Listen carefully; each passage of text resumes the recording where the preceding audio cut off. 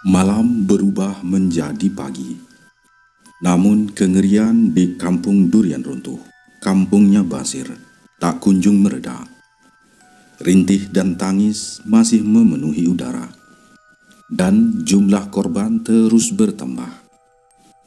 Aroma kematian menusuk hidung. Dan kepanikan melanda setiap sudut kampung. Basir yang semalaman suntuk mencoba segala cara untuk menghentikan wabah ini terhuyung di tengah balai desa. Wajahnya kusut dan matanya merah sembab. "Basir, ini semua ulahmu!" Tiba-tiba suara keras memecah keheningan. Sekelompok warga yang masih sehat, atau setidaknya belum menunjukkan gejala parah, berkerumun di hadapan Basir. Wajah-wajah mereka dipenuhi kemarahan, kesedihan, dan rasa takut yang memuncak menjadi amarah. "Kau membawa kutukan ini ke kampung kita, Basir!" teriak seorang pria paruh baya. Tangannya mengepal. "Kau mengirim santet ke hulu, dan sekarang lihat apa yang terjadi. Anak-anak kami mati, istri-istri kami sekarat," kata pria paruh baya itu. "Kami mempercayaimu, Basir. Kami menganggapmu pelindung. Tapi kau malah menghancurkan kami." Sahut wanita lain. Suaranya parau karena menangis. "Kami tidak butuh dukun pembawa petaka sepertimu. Pergi dari kampung ini, pergi!" teriak wanita yang lain. Basir mundur selangkah, terkejut dan terhina. Ya, si Basir, sang ahli santet yang disegani, kini didemo oleh warganya sendiri. Hatinya mencelos. Ia tahu mereka benar. Ini adalah akibat dari ulahnya. Santet yang ia kirimkan berbalik arah, menghantam rumahnya sendiri. "Diam kalian. Aku akan mencari tahu apa yang terjadi," bentak Basir, mencoba mengembalikan wibawanya. Namun suaranya bergetar, dan kemarahannya tak mampu menutupi kepanikannya sendiri. "Cari tahu, sudah berapa banyak yang mati, Basir? Kau tidak bisa berbuat apa-apa." Warga semakin mendekat. Lingkaran amarah mengurung Basir. Melihat situasi yang semakin tak terkendali, dan merasa tak ada lagi yang bisa ia lakukan di kampung, Basir mengambil keputusan drastis. Ia harus mencari bantuan. Ada satu tempat, satu orang yang mungkin bisa memberinya jawaban. "Aku akan pergi. Seru Basir membuat warga terdiam sejenak. Aku akan pergi mencari jawaban. Tunggu aku," kata Basir. Tanpa menunggu balasan, Basir berbalik, menerobos kerumunan warga yang menatapnya dengan campur adu emosi. Ia meraih tas kecil berisi bekal seadanya dan pisau pusaka miliknya. Ia tahu kemana harus pergi. Perjalanan Basir penuh kegelisahan. Ia menyusuri jalan setapak yang jarang dilalui, menembus pedalaman hutan yang semakin rapat dan sunyi. Ia menuju lereng gunung, ke sebuah tempat tersembunyi yang tak banyak orang tahu, kecuali mereka yang memiliki ilmu dan keberanian. Di sana tinggal Nini Tumbel, guru spiritualnya yang sangat tua, bijaksana, dan memiliki kekuatan yang jauh melebihi dirinya. Konon, Nini Tumbel adalah penjaga rahasia-rahasia kuno hutan Kalimantan. Setelah hampir setengah hari berjalan menembus semak belukar, menyeberangi anak sungai, dan memanjat tebing curam, Basir akhirnya tiba di sebuah gubuk kecil. Di dalam gubuk itu muncul seorang wanita tua. Rambutnya putih seputih kapas, kulitnya keriput. Namun matanya memancarkan cahaya kebijaksanaan yang menembus jiwa. Dialah Nini Tumbel. Ia tidak terkejut melihat kedatangan Basir, seolah-olah ia tahu bahwa muridnya akan datang. Aku sudah menunggumu, Basir. Suara Nini Tumbel lembut, namun mengandung kekuatan yang menenangkan. Aku tahu mengapa kau datang. Basir berlutut di hadapan gurunya, melepas segala keangkuhannya. Nini, kampungku, kampung durian runtuh, diserang wabah santet yang sama seperti yang kukirim ke Sungai Kahayan. Warga-wargaku mati, aku tidak bisa menghentikannya. Apa yang terjadi, Nini? Siapa yang melakukan ini? Kata Basir. Nini Tumbel memejamkan mata sejenak, mengambil napas dalam-dalam, seolah sedang membaca energi alam. Ketika matanya terbuka, sorotnya menjadi serius.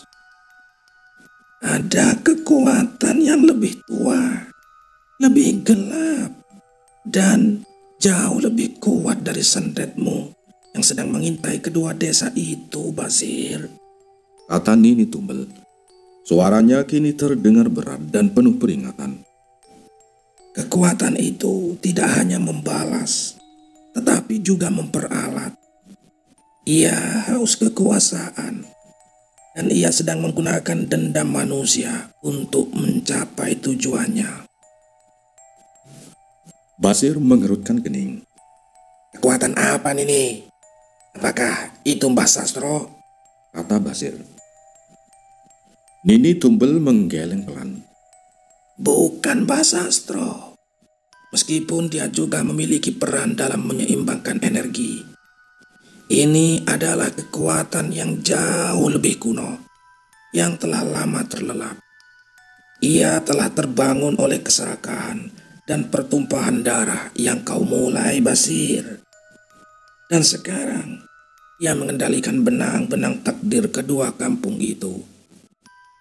Kata Nini Tumbel. Tapi, bagaimana aku bisa menghentikannya, Nini? Aku tidak sanggup. Santetku sendiri berbalik melawanku.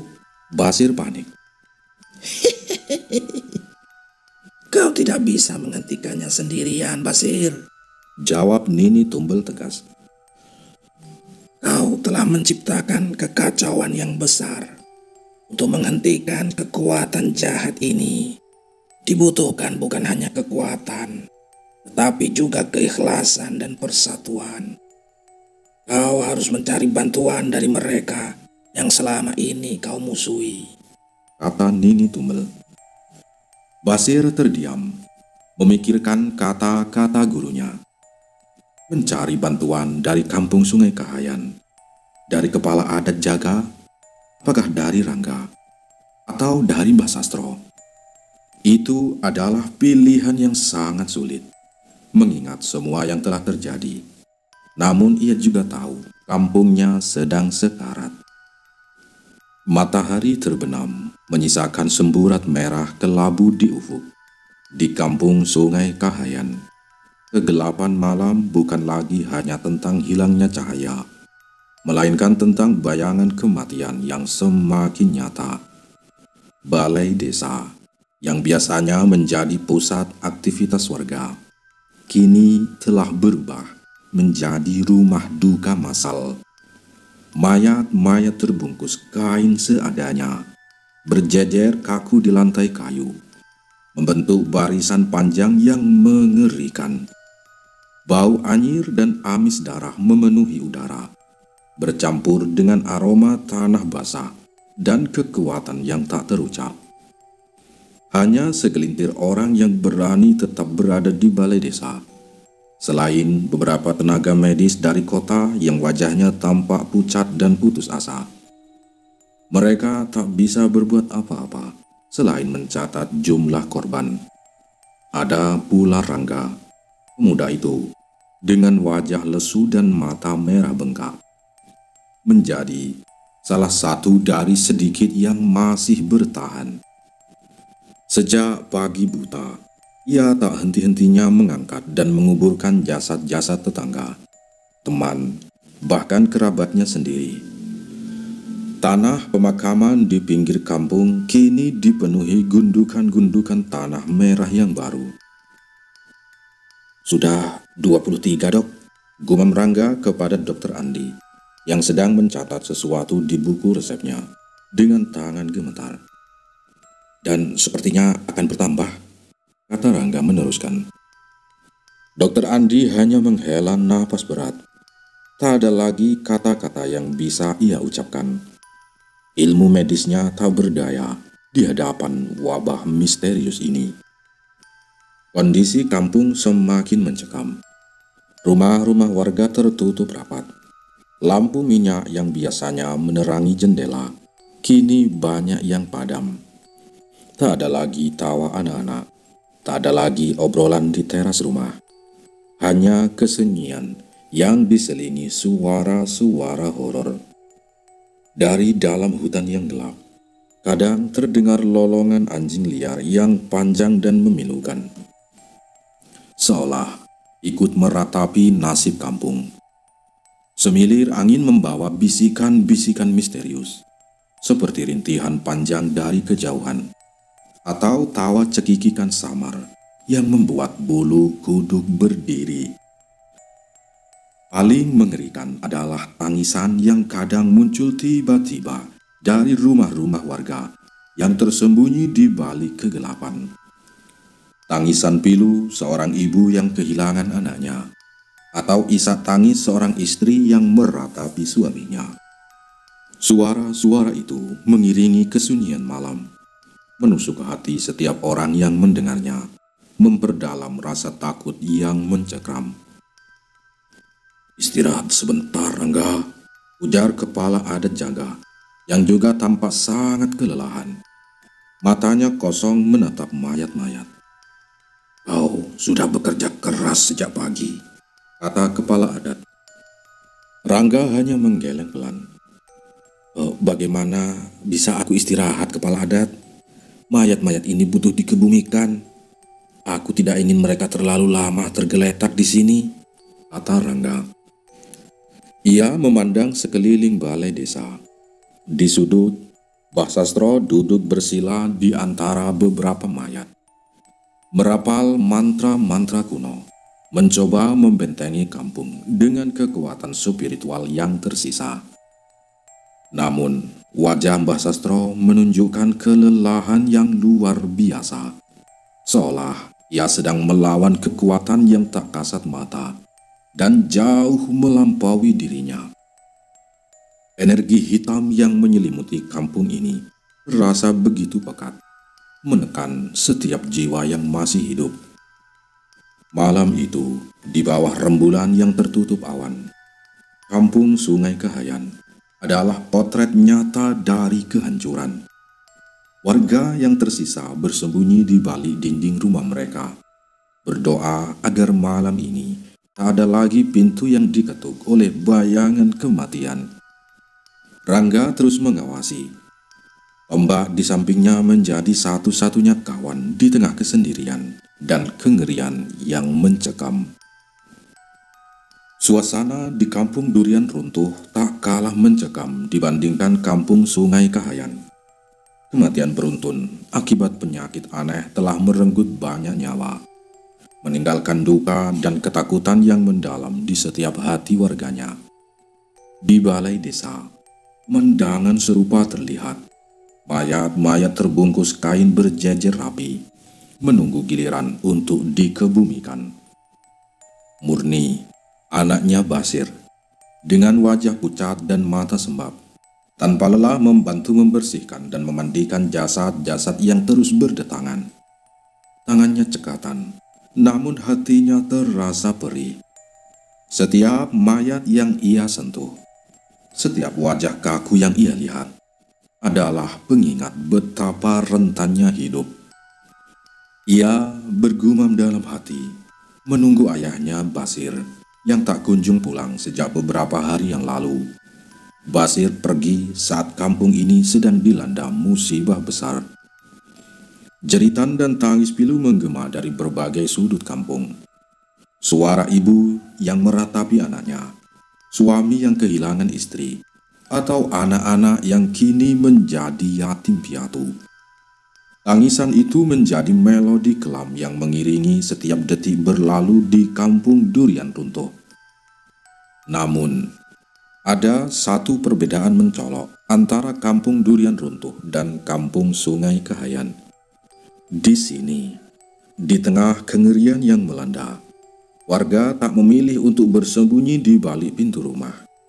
Sebaliknya, mereka menunjukkan semangat kebersamaan yang kuat. Para warga berjaga di pos-pos ronda yang didirikan di setiap jalan masuk kampung. Mata mereka awas mengamati kegelapan.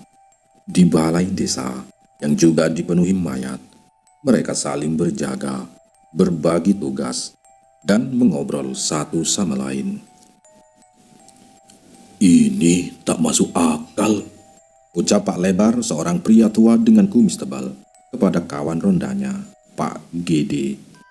Mereka duduk di balai desa, tak jauh dari tumpukan mayat.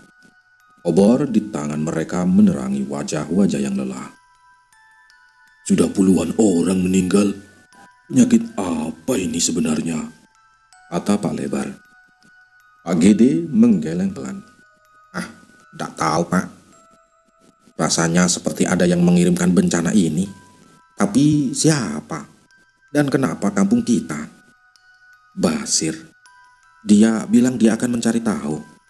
Tapi dia tidak kembali," kata Pak Gede. Seorang pemuda lain bernama Rian ikut menimpali. "Mungkin ini balasan, Pak. Balasan dari perbuatan kita pada kampung hulu." Kata-katanya membuat suasana hening sejenak. Mereka semua tahu tentang konflik lama dengan kampung Sungai Kahayan dan perbuatan Basir yang mengirim sandet. "Shh, jangan bicara sembarangan. Itu urusan orang tua. Tapi memang ada yang aneh sih. Selama ini kita aman-aman saja. Kenapa sekarang jadi begini?" kata Pak Lebar sambil melirik Murni yang sedang membersihkan mayat di sudut. Murni meskipun sibuk dengan tugasnya, mendengar percakapan itu. Ia tahu ayahnya adalah penyebab semua ini. Rasa bersalah dan cemas bercampur aduk di hatinya. Ia berharap ayahnya segera kembali, membawa jawaban, membawa penawar. Namun ia juga tak yakin apakah Basir mampu menghadapi kekuatan yang telah ia lepaskan.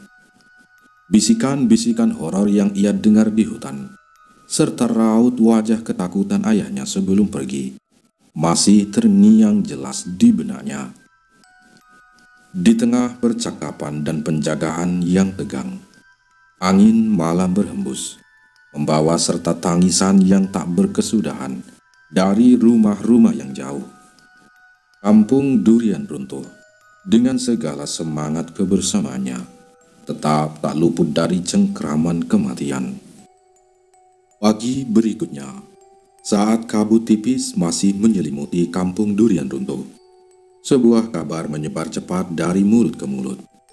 Basir telah kembali. Para warga yang semalaman suntuk berjaga dengan hati cemas, segera berhamburan menuju balai desa. Mereka menanti Basir dengan campuran emosi, lega karena pemimpin spiritual mereka kembali, namun juga marah dan menuntut jawaban atas bencana yang menimpa kampung mereka. Basir muncul dari arah hutan. Wajahnya tampak lebih tua dari sebelumnya, dengan sorot mata yang lelah, namun kini ia memancarkan tekad. Ia melihat kerumunan warga yang menunggunya. Wajah-wajah mereka dipenuhi pertanyaan dan amarah. "Basir, apa yang terjadi? Kenapa kau pergi saat kami sekarat?" teriak seorang ibu. Suaranya pecah. "Apa yang akan kau lakukan untuk menghentikan ini?" Sahut yang lain, nadanya menuntut. Basir mengangkat tangannya, meminta ketenangan. Cukup, cukup. Dengarkan aku, warga Durian Runtuh. Suaranya serak namun berwibawa, berhasil membuat kerumunan itu sedikit hening. Aku tahu kalian menderita. Aku tahu kalian marah. Aku pergi untuk mencari jawaban, untuk mencari cara menghentikan kutukan ini. Ia terdiam sejenak, menatap setiap wajah di hadapannya. Aku baru saja dari tempat guruku, Nini Tumbel, di lereng gunung. Dia telah memberitahuku apa yang sebenarnya terjadi. Warga saling pandang. Penasaran, Murni yang berdiri di barisan depan menatap ayahnya dengan cemas dan harapan. Ada kekuatan yang lebih besar. Kekuatan jahat yang mengintai kita semua. Baik kampung kita maupun kampung di hulu. Jelas si Basir. Suaranya kini lebih rendah dan serius. Kekuatan itu menggunakan dendam kita untuk menghancurkan kedua kampung. Kata si Basir. Lalu, apa yang harus kita lakukan, Basir? Tanya Pak Lebar. Suaranya penuh harap. Basir menghela napas. Nini Tumbel telah mengajarkan padaku sebuah ritual kuno. Namanya ritual nyurung balik. Mendengar nama ritual itu, beberapa tetua kampung yang lebih tua saling berbisik. Ritual nyurung balik adalah ritual pembalikan santet yang sangat langka dan berbahaya. Hanya dilakukan dalam keadaan terdesak.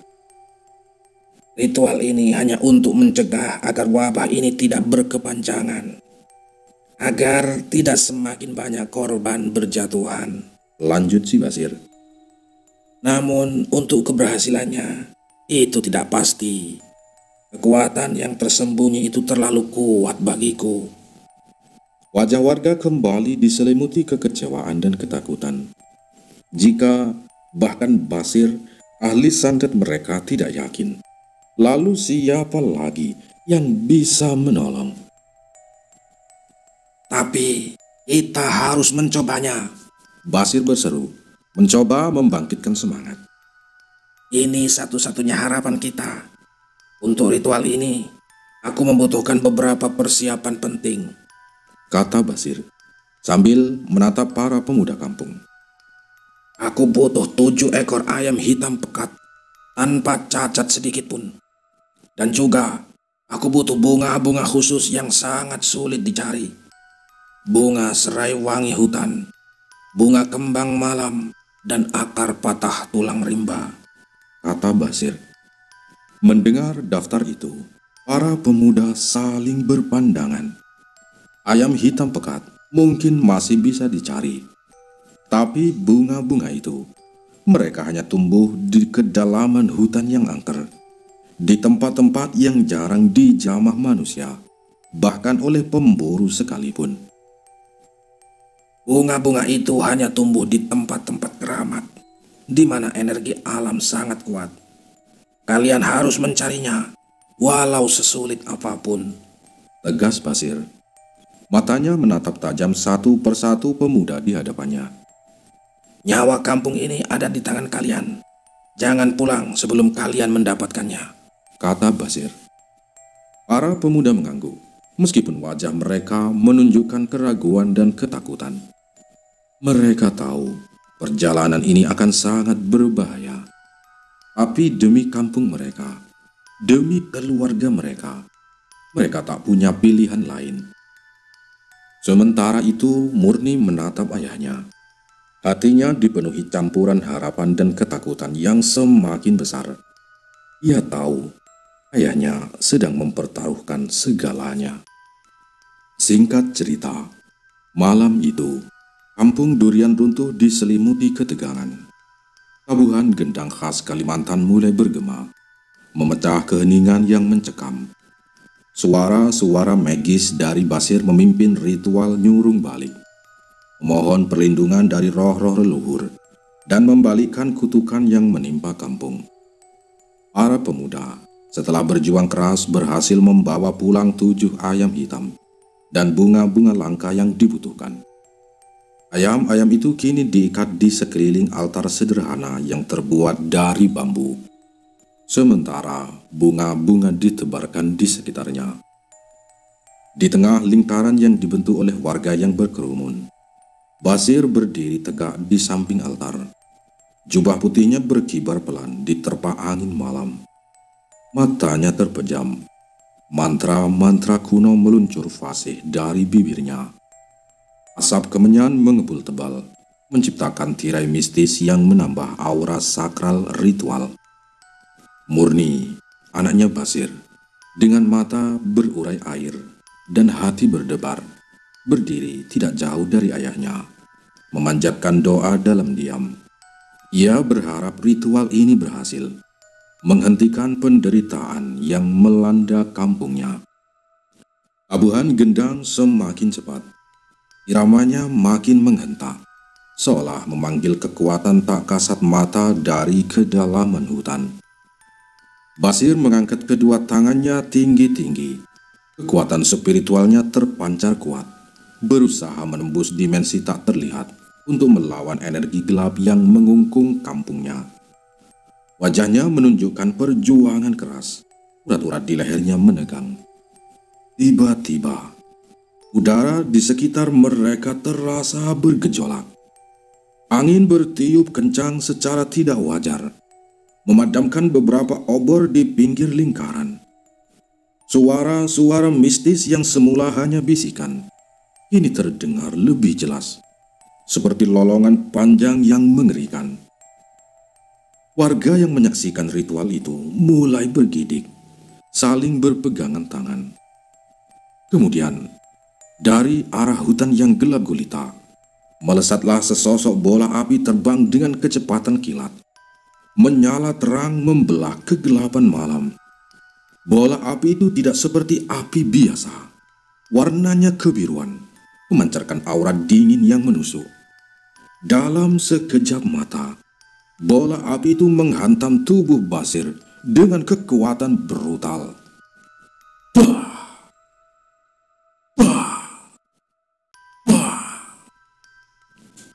Suara benturan keras menggema, diikuti oleh jeritan Basir yang tertahan. Tubuhnya terhempas ke belakang, menabrak altar dengan keras, kemudian terkapar tak berdaya di tanah. Asap mengepul dari tubuhnya, dan aroma hangus tercium tajam di udara. Ayah! Murni menjerit histeris. Suaranya memilukan. Ia berlari menerobos kerumunan warga, menjatuhkan diri di samping tubuh ayahnya.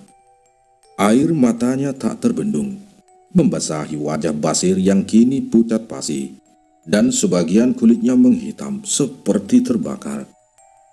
Basir hanya bisa terbatu lemah. Matanya menatap Murni dengan tatapan kosong, sebelum napasnya akhirnya berhenti. Sang ahli santet yang disegani, yang ditakuti, kini tewas terkapar, dikalahkan oleh kekuatan yang tak terlihat. Warga terdiam, terpaku dalam kengerian. Beberapa ada yang mundur ketakutan, yang lain hanya bisa menatap tak percaya. Mereka menyaksikan semuanya dengan mata kepala sendiri. Apa yang terjadi ya?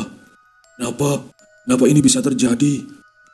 Pertanyaan-pertanyaan itu terlontar dari bibir mereka, dipenuhi kebingungan dan ketakutan yang mendalam. Mereka tidak mengerti. Ritual yang seharusnya menolak bala justru berujung pada kematian pemimpin mereka sendiri. Misteri dan kengerian ini semakin menyelimuti kampung Durian Runtuh, menyisakan duka yang tak terperikan dan ketidakpastian akan masa depan. Pagi harinya, kampung Durian Runtuh diselimuti duka yang mendalam. Di bawah tatapan pilu warga, jenazah Basir dikebumikan. Tubuhnya yang kurus kini semakin mengering, dan kulitnya menghitam, menjadi saksi bisu kekuatan misterius yang merenggut nyawanya. Murni tak henti-hentinya meneteskan air mata. Kehilangan satu-satunya keluarga yang ia miliki, dan merasa bersalah karena telah mendengar persekongkolan ayahnya dengan Juragan Hartono. Berita tentang kematian Basir, sang ahli santet, menyebar dengan cepat hingga ke kampung Sungai Kahayan. Kabar ini mengejutkan kepala adat Jaga, Mbah Sastro dan juga Rangga. Meskipun Basir adalah musuh mereka, kematiannya secara tragis menimbulkan pertanyaan dan kekhawatiran baru. Basir tewas, gumam Jaga tak percaya. Apakah dia tewas oleh kekuatan yang ia sendiri lepaskan? Kata Jaga lagi. Mbah Sastro mengangguk perlahan, wajahnya serius. Kekuatan jahat itu tidak pandang bulu, Jaga. Ia ingin menghancurkan kedua kampung, kata Mbah Sastro. Setelah berunding singkat, Mbah Sastro, Jaga, Rangga, dan beberapa perwakilan warga kampung Sungai Kahayan memutuskan untuk melayat ke kampung Durian Runtuh. Ini adalah momen yang aneh. Dua kampung yang bermusuhan kini berkumpul di bawah satu payung duka. Di sana, mereka melihat langsung kengerian yang melanda kampung Durian Runtuh, yang tak kalah parah dari yang mereka alami. Ketika tiba di rumah duka Basir, Mbah Sastro dan Pak Jaga menyampaikan bela sungkawa kepada Murni dan para tetua kampung Durian Runtuh. Murni yang masih berlinang air mata menyambut mereka dengan hormat, meski terselip rasa canggung akibat peristiwa yang telah terjadi. Setelah prosesi pemakaman selesai, Mbah Sastro mendekati Rangga di sudut balai desa. Suaranya pelan dan berat. Rangga, ada sesuatu yang harus kau lakukan. Rangga menoleh menatap Mbah Sastro. Apa itu, Mbah? Kata Rangga. Kau harus pergi menemui Nini Tumbel, perintah Mbah Sastro. Matanya menatap tajam ke arah hutan lebat. Dia adalah guru Basir dan satu-satunya yang tahu kebenaran di balik semua ini. Dia bisa memberimu petunjuk tentang bagaimana mengalahkan kekuatan jahat itu, kata Mbah Sastro. Rangga terkesiap. Nini Tumbel adalah nama yang sering ia dengar dalam cerita-cerita kuno. Sosok misterius yang tinggal di pedalaman hutan yang tak banyak orang tahu lokasinya. Tapi Mbah, saya tidak tahu jalannya dan hutan itu sangat berbahaya, Mbah, kata Rangga. Meskipun ia tahu ini adalah perintah yang tidak bisa ditolak. Kau harus berani, Rangga, tegas Mbah Sastro. Ini bukan hanya soal kampung Sungai Kahayan, tapi juga kampung Durian Runtuh. Kedua kampung terancam musnah. Kau adalah harapan terakhir kita. Mbah Sastro memberikan sebuah jimat kecil yang terbuat dari akar wangi kepada Rangga. Ini akan melindungimu, tapi kau harus tetap waspada, pesan Mbah Sastro. Dengan berat hati namun penuh tekad, Rangga mengangguk. Ia tahu ini adalah misi paling berbahaya dalam hidupnya. Rangga memulai perjalanannya menuju lereng gunung di pedalaman hutan, mengikuti petunjuk samar yang diberikan Mbah Sastro. Hutan Kalimantan yang semula indah, kini terasa mengerikan di matanya. Setiap langkah yang ia ambil, rasanya seperti menapak ke dalam perut kegelapan. Perjalanan itu penuh dengan gangguan. Semakin jauh ia masuk ke pedalaman, semakin pekat aura mistis yang ia rasakan. Pohon-pohon raksasa seolah mengawasinya. Dahan-dahan yang menjuntai tampak seperti lengan-lengan kurus yang siap mencengkram. Saat malam tiba, teror pun dimulai. Dari balik pepohonan, terdengar suara tawa melengking yang dingin dan menyeramkan. Rangga tahu suara itu. Itu adalah suara kuntilanak hutan, atau yang juga dikenal sebagai Pontianak. arwah wanita yang meninggal tidak wajar bergentayangan di hutan-hutan Kalimantan.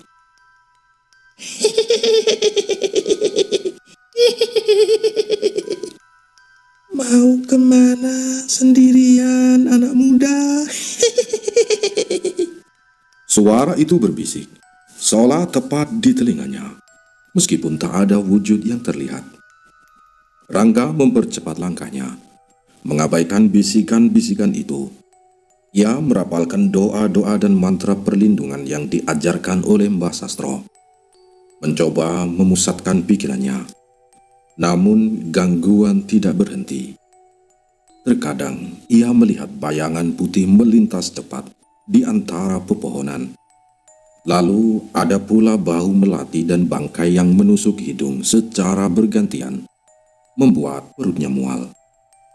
Kuntilanak itu seolah bermain-main dengannya, muncul dan menghilang, mencoba membuatnya tersesat atau gila. Seringkali sebuah wujud wanita berambut panjang, dengan pakaian putih lusuh dan wajah pucat menyeramkan, tiba-tiba muncul di hadapannya, melayang-layang dengan tawa cekikikan. Rangga terus berulang kali menguatkan mentalnya, memegang erat jimat pemberian Mbah Sastro, dan terus berjalan, menolak untuk menyerah pada ketakutan. Ia tahu, jika ia berhenti, ia mungkin akan tersesat selamanya di hutan angker ini. Ia harus sampai ke Nini Tumbel, demi 2 kampung yang sedang sekarat. Dengan napas terengah-engah dan tubuh yang lelah, Rangga akhirnya tiba di lokasi yang ditunjukkan Mbah Sastro.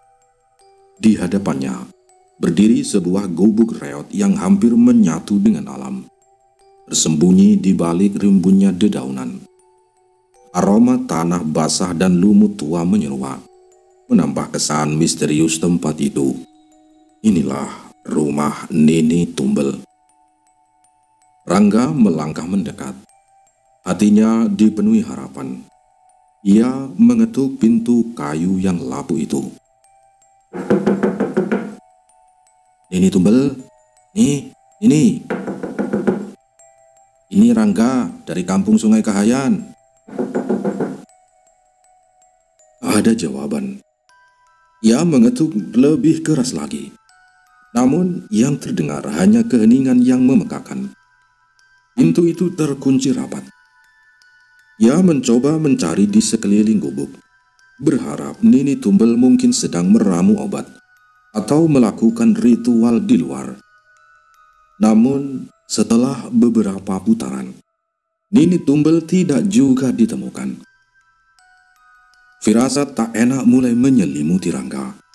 Ia merasakan aura yang berbeda dari biasanya.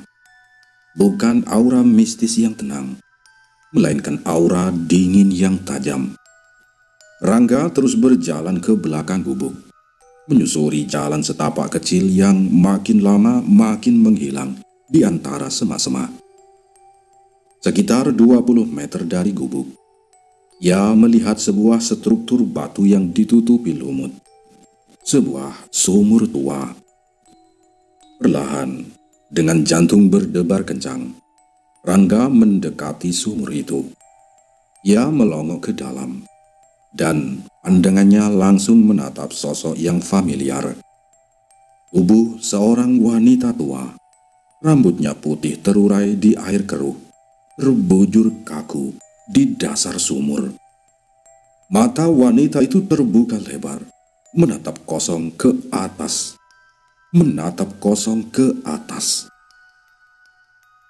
Rangga tersentak kaget, mundur beberapa langkah, hampir saja kehilangan pijakannya. Rasa dingin menjalari seluruh tubuhnya, bukan karena udara, melainkan karena kengerian yang mencekam. Nini Tumbel, satu-satunya harapan mereka untuk memahami dan melawan kekuatan jahat itu, ini telah tiada. Mati dengan cara yang tidak wajar di dalam sumurnya sendiri. Ketakutan dan keputusasaan menyergap Rangga. Misi yang ia emban terasa sia-sia. Ia harus kembali memberitahu Mbah Sostro dan kepala adat jaga tentang penemuan mengerikan ini. Tanpa membuang waktu, Rangga berbalik, mempercepat langkahnya meninggalkan gubuk reot dan sumur angker di belakangnya. Di tengah perjalanan pulang, ketika ia sudah berjalan cukup jauh dari lokasi Nini Tumbel, namun belum terlalu dekat dengan perbatasan hutan kampung, mata Rangga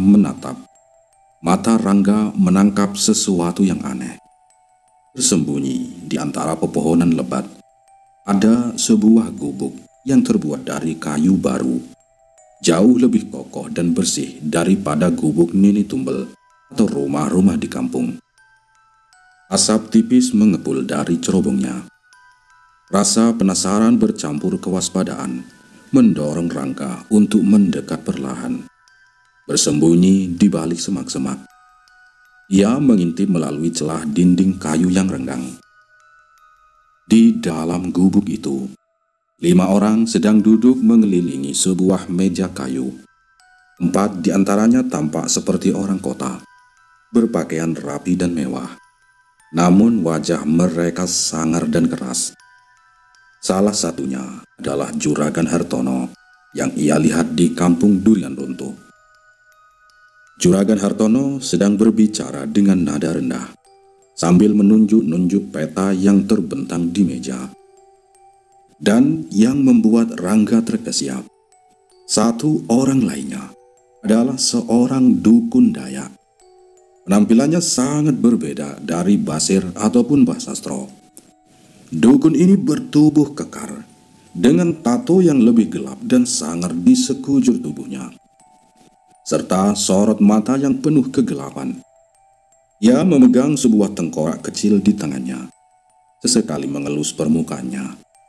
Aura jahat terpancar kuat dari dukun ini. Mereka berlima tampak serius membicarakan sesuatu. Rangga tidak bisa mendengar apa yang mereka bicarakan dengan jelas. Tetapi ia bisa merasakan energi negatif yang pekat dari dalam gubuk itu. Ia sadar ini bukanlah pertemuan biasa. Ini adalah sesuatu yang jauh lebih besar dan lebih berbahaya dari sekadar perseteruan antar kampung. Kekuatan jahat yang dibicarakan Nini Tumbel dan Mbah Sastro sepertinya ada kaitannya dengan kelompok misterius ini. Dengan hati-hati, Rangga mundur, menjauh dari gubuk itu tanpa membuat suara. Ia harus segera kembali, tidak hanya untuk memberitahukan kematian Nini Tumbel, tapi juga tentang penemuan mengerikan ini. Kedua kampung kini menghadapi ancaman yang jauh lebih besar dan terorganisir. Rangga yang masih syok dengan penemuan di gubuk bergerak mundur perlahan, mencoba menjauh tanpa menimbulkan kecurigaan. Namun nasib berkata lain. Tepat saat ia berbalik, sebuah hantaman keras mendarat di belakang kepalanya. Pandangannya langsung buram, kegelapan merayap, dan tubuhnya limbung sebelum kesadaran menggagalkannya. Saat Rangga membuka matanya, singkat cerita, saat Rangga membuka matanya, kepalanya masih berdenyut sakit. Ia mengerjap, mencoba membiasakan diri dengan kegelapan. Ia menyadari dirinya berada di dalam sebuah gubuk kecil yang asing, terbuat dari kayu kasar. Tangannya terikat kuat ke tiang penyangga, dan kakinya dibelenggu. Ia disekap. Dari sudut matanya, Rangga melihat 2 bayangan besar. 2 orang pria kekar duduk di lantai, bersenjatakan parang yang tergeletak di samping mereka. Mereka adalah penjaganya. Wajah mereka tampak kasar dan tidak ramah. Jantung Rangga berdegup kencang. Ia tahu, ini pasti ulah kelompok yang ia intip tadi. Mereka telah menyadarinya. Malam itu, hujan turun dengan derasnya. Suara gemuruh petir menggelegar di langit, disusul oleh kilat yang sesekali menerangi celah-celah dinding gubuk, menampakkan kegelapan yang lebih pekat. Angin dingin menyusup masuk, menambah kengerian suasana. Rangga mencoba menggerakkan tangannya, namun ikatan itu terlalu kuat.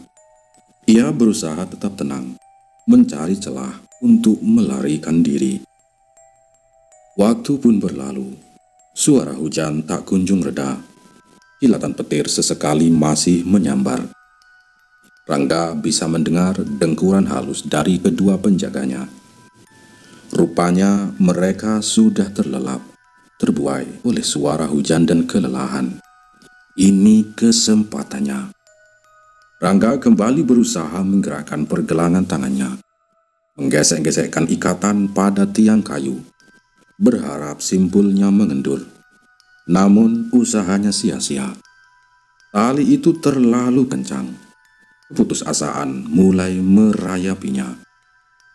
Tiba-tiba, sebuah bayangan kecil bergerak di sudut gubuk. Rangga menahan napas. Matanya menyipit dalam gelap. Perlahan, bayangan itu mendekat.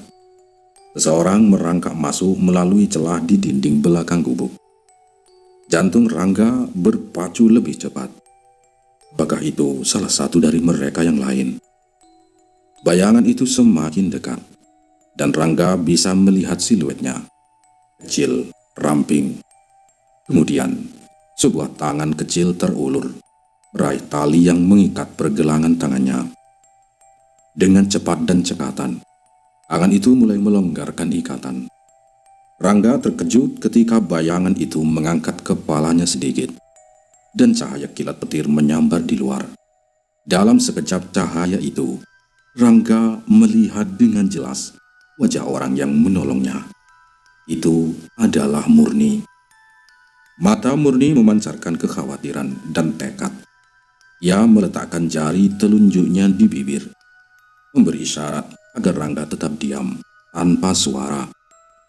Tanpa suara, ia berhasil melepaskan ikatan di tangan Rangga. Kemudian, ia membuka belenggu di kaki Rangga menggunakan sebilah pisau kecil yang entah dari mana ia dapatkan. "Cepat!" bisik Murni. Suaranya sangat pelan, nyaris tak terdengar di tengah deru hujan. "Kita harus pergi sebelum mereka bangun," kata Murni. Rangga tak banyak bertanya. Ia segera berdiri, menggerakkan kakinya yang kaku. Bersama Murni, mereka merangkak keluar dari gubuk melalui celah yang sama, meninggalkan kedua penjaga yang masih terlelap. Malam yang gelap dan badai yang mengamuk menjadi penolong mereka, menutupi jejak pelarian yang tak terduga ini. Fajar menyingsing di hutan Kalimantan, membawa serta harapan baru. Murni dan Rangga, setelah berhasil melarikan diri dari gubuk penangkapan, berjalan tergesa-gesa kembali ke kampung Sungai Kahayan. Keduanya sama-sama lelah, namun tekad di mata mereka tak padam. Murni menceritakan apa yang ia dengar dari basir ayahnya tentang persekongkolan dengan Juragan Hartono, serta kecurigaannya akan keterlibatan kekuatan gelap. Rangga di sisi lain mengisahkan penemuan mayat Nini Tumbel dan apa yang ia intip di gubuk.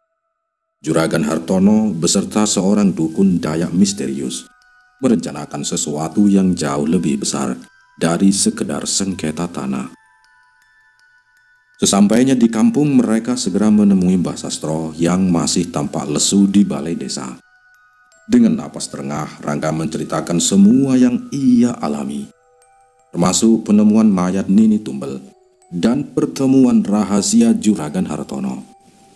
Murni menambahkan detail tentang keangkuhan Juragan Hartono dan penolakannya untuk menjadikan Murni istri, serta bagaimana ayahnya akhirnya tewas setelah ritual. Mbah Sastro mendengarkan dengan seksama. Matanya yang tua memancarkan kilatan tajam. "Dugaan Nini Tumbel benar," gumamnya. "Ada kekuatan jahat yang mengendalikan semua ini. Dan itu bukan murni santet." Diam-diam, jauh sebelum Rangga pergi, Mbah Sastro sebenarnya telah mengutus beberapa warga yang ia percayai untuk pergi ke kota dan melaporkan kejadian luar biasa ini kepada polisi. Laporan tentang wabah misterius dan kematian massal telah menarik perhatian pihak berwajib.